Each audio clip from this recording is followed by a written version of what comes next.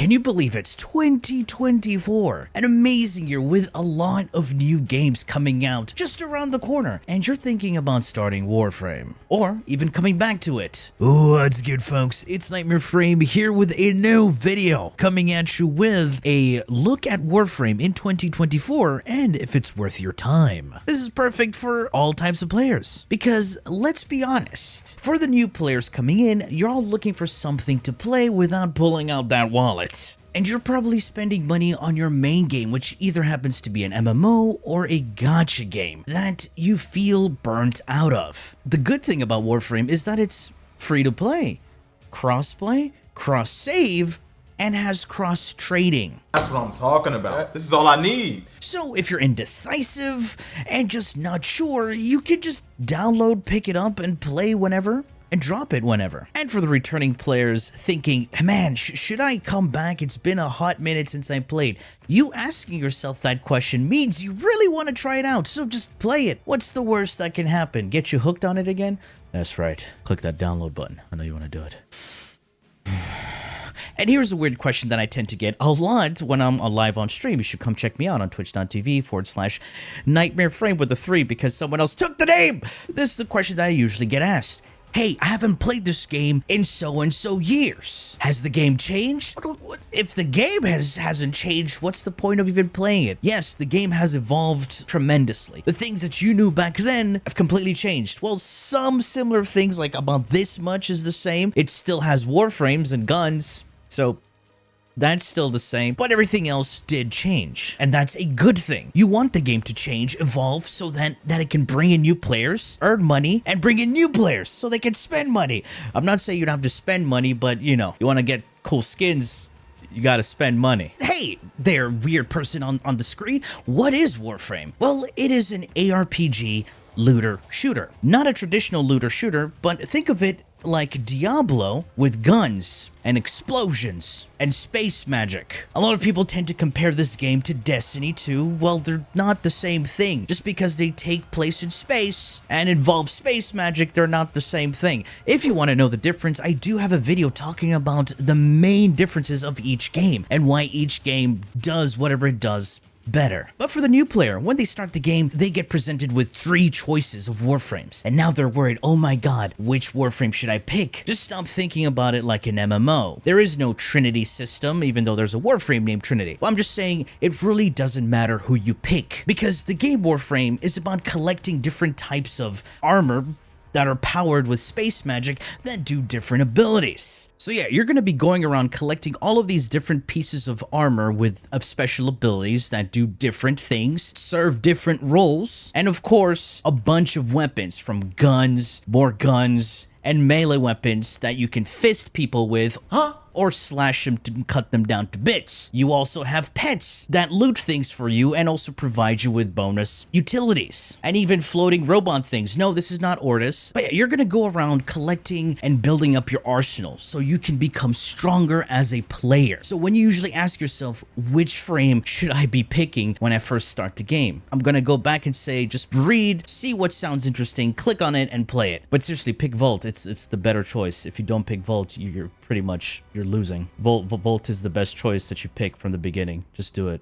Just seriously, do it. Pick Volt. You'll thank me later. After you pick Volt, you're going to be presented with a bunch of quests and going around the solar system, which is called the star chart. Start off at Earth, follow the line that leads you to other different planets. Each planet has a requirement that you need to complete for you to go to the next one. Same thing with the quests. For the love of God, do your quests. Do your main quests. Main quests are super important for the game because they unlock new areas, new items, and new gear that you can get and farm. People think they can just come into the game and rush through everything. No, you need to go through the progression, and each quest has a prerequisite, and the prerequisites are other quests or getting an item that you can farm by playing the game.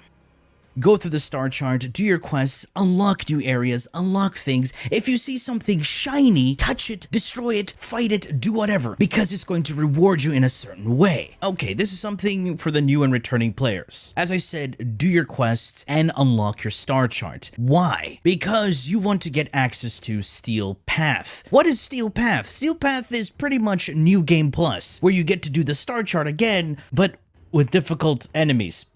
Trust me, when you get the gear, don't worry, it's not going to be that hard. But the main thing about Steel Path is that you get that resource drop chance and a mod drop chance booster. And that mod drop chance booster affects arcane drops and endo. So very important. Endo is going to be a very crucial thing, one of the most used currencies in the entire game, because you need mods. Mods are going to be such a crucial thing for your Warframe, because without mods, they're not going to be performing well at all. And you're going to be struggling a lot in Steel Path. Endo and credits are all going to be used to upgrade these mods. This now gives me 165% electric damage bonus on my secondary. So as you can see, it consumes endo and credits. So as you're playing the game, make sure you loot all that endo, loot all those mods that are dropped on the ground, and farm credits. Because once you have access to Steel Path, you don't have to finish Steel Path, you just need to have access to it. Because once you get access to Steel Path, you have access to Duviri Steel Path. And Duviri Steel Path gives you a lot of rewards. So a good thing for a lot of players who have Steel Path unlocked, they get access to Steel Path Circuit. Steel Path Circuit gives you these adapters that you can put on old weapons that haven't seen much love and make them even stronger.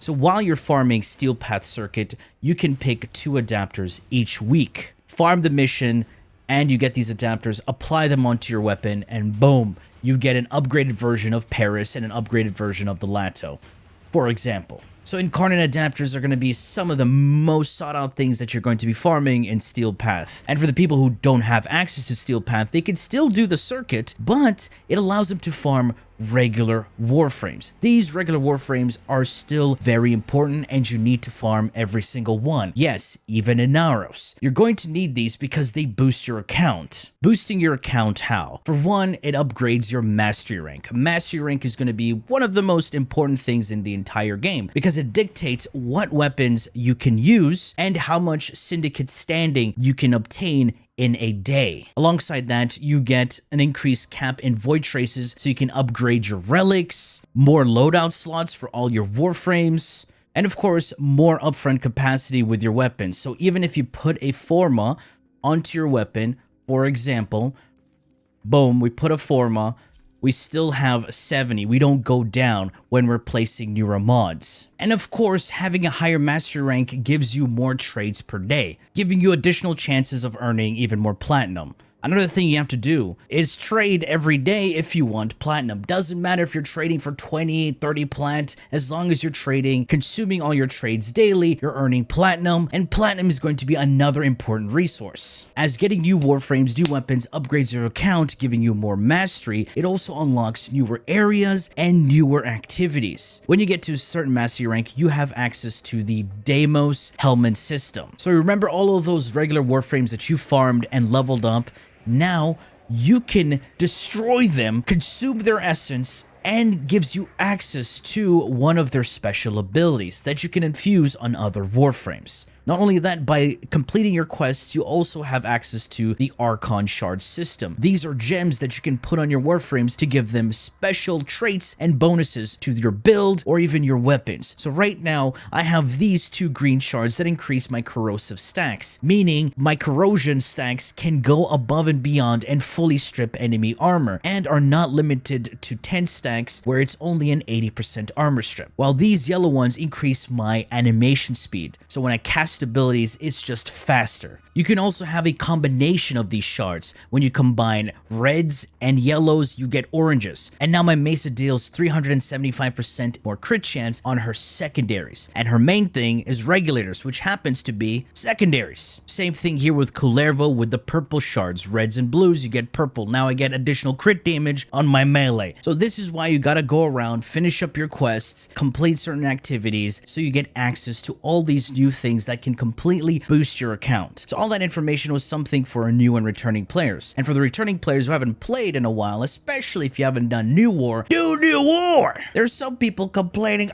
I have to do this to get access. Yes, it's a prerequisite. It's progression. Because yes, in Warframe, the quests give you gear. From newer Warframes, weapons that are pretty damn good, like the Broken War, the Nataruk. You see, do your quests. And for the returning players, you get access to the Zerman. This is a great place where you can go and farm a bunch of late game arcanes. Same thing with Duviri. You can go and do your lone story, Duviri experience, the circuit, grind out all that gear to improve your arsenal. And you also have the new section on Deimos, which gives you access to Arcane Dissolution. What is Arcane Dissolution? You take your doo-doo arcanes, give it to this guy, and he gives you a resource called Vosper. You take that resource and you can gamble away getting newer arcanes from different sections of the game. And do you remember when I said unlock Steel Path? Because when you unlock Steel Path, you get to fight these special enemy units that are called Acolytes. And these Acolytes drop arcanes that are used to improve your weapon's damage. This is also something for the new and returning players altogether. For those who get really confused about modding and why certain mods go in a certain area, what arcanes to use, all that stuff, I do have an extensive damage guide which explains gun modding and melee modding, also introducing the new Tennokai system, which is something that